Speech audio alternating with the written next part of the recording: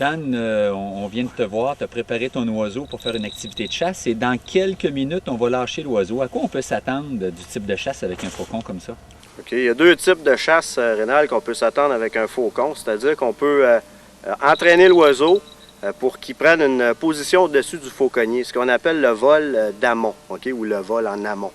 L'autre type de chasse, c'est la chasse à l'affût, c'est-à-dire que l'oiseau va partir du point du fauconnier pour s'en aller directement sur le gibier là, qui vient d'être levé. Okay? Dans le cas présent, on va essayer de faire de pratiquer l'oiseau en fait à continuer ses bonnes performances là, au niveau du vol en amont. Là. Okay? Ça fait seulement qu'à peu près 4 fois là, que l'oiseau a commencé à bien développer ce comportement-là, puis on veut renchérir ça en l'entraînant sur du gibier d'élevage comme ça. Okay? OK. C'est pas mal la seule technique là, vraiment efficace, là, c'est d'entraîner l'oiseau sur du gibier d'élevage. Oui. Donc, ce qui va se passer tout à l'heure, c'est que tu vas lâcher ton oiseau, il va aller prendre position, tu nous expliquais hors d'onde, il va aller prendre position, un vol en altitude au-dessus de nous autres. Oui. Et au moment jugé propice, parce que là on l'entraîne l'oiseau, on va lâcher une proie. Et lui, après, à ce moment-là, il est entraîné à foncer sur sa proie pour aller la capturer. C'est ça. C'est-à-dire qu'il va reconnaître la source de nourriture, le gibier qu'on va lui présenter, il va le reconnaître comme source de nourriture. Et puis, c'est ce qui va là, amener la dynamique de la chasse comme telle. Okay? Évidemment, c'est un prédateur. On a juste à faire un petit éveil de ça, là, justement, en lui présentant du gibier vivant comme ça. Là. Puis, on n'a pas besoin d'en faire bien plus. Là. C'est quoi faire? C'est justement un bon contrôle au niveau du poids de l'oiseau pour qu'il soit suffisamment en appétit et puis développer sa dextérité au vol, une bonne condition physique. Puis l'oiseau, normalement, va parvenir à ses fins là, après quelques mois d'entraînement. Bon, écoute, on te laisse t'installer puis on regarde ce que ça va donner. Merci beaucoup.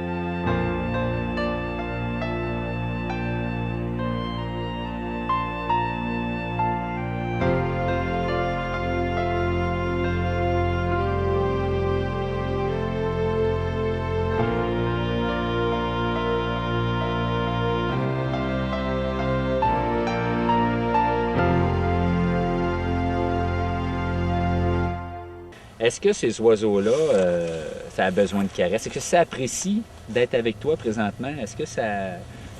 Parce que je te vois le taponner, tu y mets son chapeau. Est-ce que ça apprécie ça ou c'est en général, on est mieux de les laisser tranquilles? Il n'y a aucun lien affectif rénal qui se développe. Okay? La seule chose, la raison pour laquelle je vais entrer ma main comme ça, je vais toucher ces différentes parties de son corps, okay? C'est pour l'habituer à ça, pour replacer une pièce d'équipement, par exemple. Okay? Ou tout simplement enlever une saleté, ou si j'ai vous comprenez ce que je veux dire? Oui. Il doit être habitué au mouvement de ma main, puis au fait de se faire toucher. Mais il ne prend pas ça pour une caresse, puis il ne va pas rechercher ça. Mais alors là, pas du tout. Là. Okay. C'est pas comme un chien, par exemple, qui voudrait se faire cajoler. Là. Donc, il sera jamais... tu disais, il n'y a aucun lien affectif. Donc, lui, tu le fais juste pour qu'il s'habitue à ta présence, pour pas qu'il soit toujours sur les nerfs, comme on dit. Sinon, pour lui, c'est pas du tout une récompense de se faire cajoler, de se faire gratter le dos. Exactement. Là, ça donne rien. Pas du tout. Le but ultime, c'est de chasser. Lui, c'est ce qu'il veut. Okay? C'est dans ses courants profonds, dans sa voie intérieure, c'est de chasser du gibier pour se nourrir. Et puis, il va travailler en association avec le fauconnier comme ça, là, pour accomplir cette tâche-là, finalement. Dan, quand on regarde les images qu'on a tournées ce matin, on est obligé de constater que pour faire ce que tu fais, il y a deux grandes passions. Dans un premier temps, tu es obligé d'entraîner et d'éduquer et de vivre avec un chien de chasse qui est une bête magnifique, ton braque, qui est tout jeune lui aussi. Et on entraînait tout à l'heure un jeune oiseau comme celui-là, par exemple, tu me disais qu'il y a quelques mois seulement. Donc, il faut être un véritable passionné. Il n'y a pas de danger que la fauconnerie, demain matin au Québec, devienne un fléau. C'est impossible. Je dirais qu'au minimum, Rénal, ce que ça prend, là, c'est un très grand intérêt pour les oiseaux de proie, puis même pour la chasse, pour commencer à entreprendre une aventure comme ça. Un pas en haut de ça, c'est vraiment la passion, OK? De vraiment entraîner un chien à pointer le gibier, OK? Puis d'incorporer, OK, un oiseau de proie avec ça. C'est vraiment un travail de longue haleine et puis c'est sûr que c'est pas quelque chose qui arrive du jour au lendemain. Je peux pas m'improviser fauconnier la semaine prochaine, moi, là. Il y a énormément de travail, il y a énormément d'implication, puis finalement, il faut être passionné pour développer ça là, à son plein potentiel. Donc, effectivement, ça ne deviendra pas un fléau. Ce n'est même pas un fléau nulle part dans le monde, dans toutes les autres juridictions. Donc, il n'y a vraiment pas de quoi y avoir peur. Et puis, les gens qui vont persister dans ce domaine-là, normalement, ce sont des gens qui ont vraiment l'amour des animaux et qui vont le pratiquer de façon avec éthique, je dirais. Okay? Donc, la personne qui ne serait pas sérieuse, okay, ou qui ferait les choses en tournant les coins ronds, normalement ne va pas persévérer dans ce domaine-là et va abandonner. Puis c'est mieux aussi pour le sport de la fauconnerie, la représentation. Hein.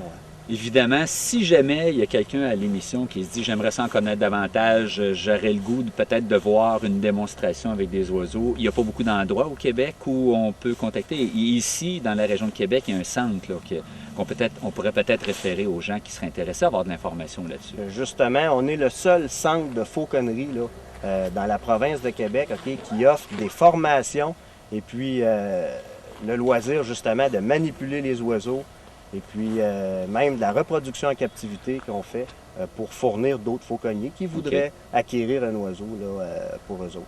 Donc, évidemment, les gens peuvent consulter notre site Internet. Là, et puis, ça va nous faire plaisir de répondre à leurs questions. Bien, écoute, j'invite les téléspectateurs, s'ils ont besoin d'informations, à communiquer avec toi. On aura, au cours de l'émission, les différentes adresses et numéros de téléphone pour te rejoindre. Merci beaucoup. Merci, Donald.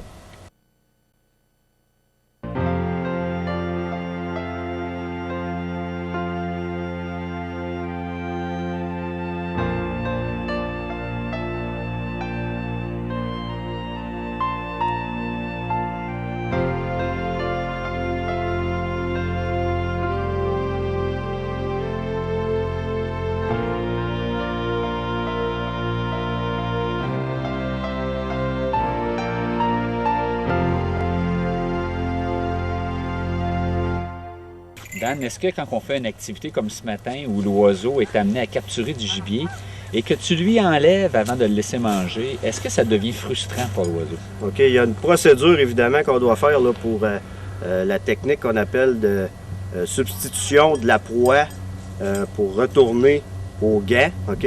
Oui. Mais si c'est fait là, de façon, là, je veux dire, sans que l'oiseau s'aperçoive qu'on lui enlève sa proie, ben, il ne se rendra pas compte de ça. Parce que finalement, c'est nous autres qui avons un cerveau plus gros qu'eux autres. Donc, si on joue avec le visuel de l'oiseau, hein, en lui faisant croire qu'on lui enlève rien, mais qu'on substitue à la place avec une pièce de nourriture au gars, l'oiseau ne se rendra pas compte qu'on est en train justement de lui voler sa proie. Là. Et puis il retourne au gars, on le rationne et puis on retourne encore en mode de chasse. OK, donc la frustration, il ne connaît pas ça, lui. Non, pas Il a vraiment. la satisfaction d'avoir chassé, il a fait une belle poursuite, C'est ça. il a fait une mise à mort. Donc pour lui, la chasse est faite. Lui, ce qui est important là, avec nos oiseaux de proie, c'est d'assurer le succès au niveau de l'oiseau comme tel. C'est-à-dire que si j'entraîne un oiseau de proie, et puis qu'à chaque fois, il va rater sa proie, il va rater son leurre, ou qu'il n'aura pas sa nourriture, bien là, oui, il peut nous tenir responsables, justement, de son insuccès, puis ça peut développer des comportements d'agression envers le fauconnier ou encore envers le chien, de faillir à la tâche, justement, là, de lui procurer sa pitance, hein, vous comprenez? Mais lorsqu'on entraîne un oiseau comme ça sur du gibier, bien, on ne peut pas utiliser ces oiseaux-là comme tels, comme on va faire dans les spectacles d'oiseaux, par exemple. Parce que c'est des oiseaux qu'on va développer beaucoup leur instinct de prédateur. Donc, l'agressivité aussi qui va avec devra être canalisée à travers des activités de chasse comme ça, que l'oiseau va vraiment faire ce qui est fait pour accomplir, finalement, hein, de la prédation. OK. Dernière question avant qu'on poursuive notre activité. Cet oiseau-là a fait 2 poursuites à venir jusqu'à présent. Il n'a pas mangé beaucoup. Est-ce que l'énergie dépensée est grande à chaque activité? Est-ce que l'oiseau a besoin de repos, par exemple, ou manger quelque chose pour se donner de l'énergie? OK. C'est sûr qu'à chaque activité physique, ça va demander beaucoup d'énergie au niveau du système de l'oiseau et puis il va commencer à cataboliser, si vous voulez, là, à perdre plus d'énergie à chaque fois. Donc, c'est pour ça qu'on va donner, oui, un petit répit entre chaque capture, OK, pour l'amener à réaliser qu'il doit être encore en mode de chasse. Pour ça, on lui donne un petit répit, là. Mais de toute façon, lorsque la chasse est terminée, on va lui redonner sa ration de nourriture quotidienne afin qu'il retrouve toute la force dont il a besoin là, pour sa subsistance. Là. OK.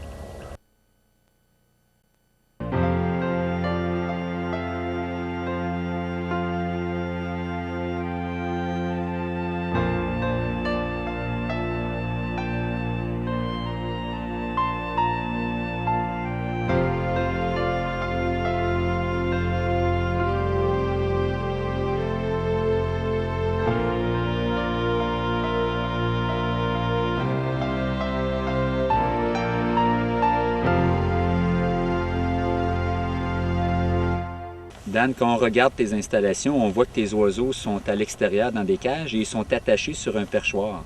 Il y a une question qui m'est venue à l'esprit. Est-ce qu'il ne peut pas rentrer dans ces abris-là des prédateurs qui pourraient éventuellement blesser l'oiseau? OK, Rénal, les cages qu'on a de construits à l'extérieur, ce sont des parcs, en fait, pour jardiner les oiseaux, qu'on dit en termes de fauconniers.